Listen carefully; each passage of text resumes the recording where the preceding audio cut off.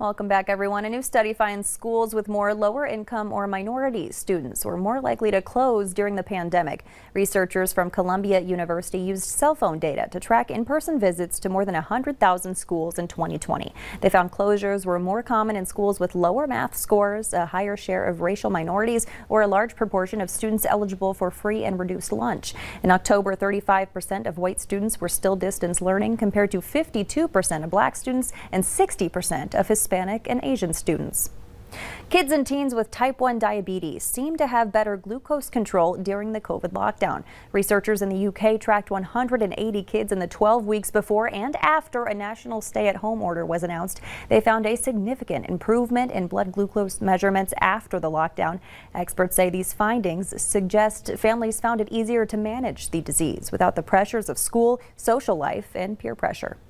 New research from Yale University shows obese COVID patients are significantly more likely to require ICU care. The study included data from more than 3,000 adults who were hospitalized for coronavirus. It showed patients with obesity were 26% more likely to end up in the ICU than those with a normal range BMI. However, obese patients did not have a higher risk of dying from COVID. And if your pants have become a little tighter since the pandemic began, you're not alone. A new study shows many Americans packed on the pounds after shelter-in-place orders went into effect. Researchers from the University of California tracked about 270 adults across the country from February to June 2020. They found the participants gained an average of 1.5 pounds every month. That was regardless of where they lived or any underlying health condition.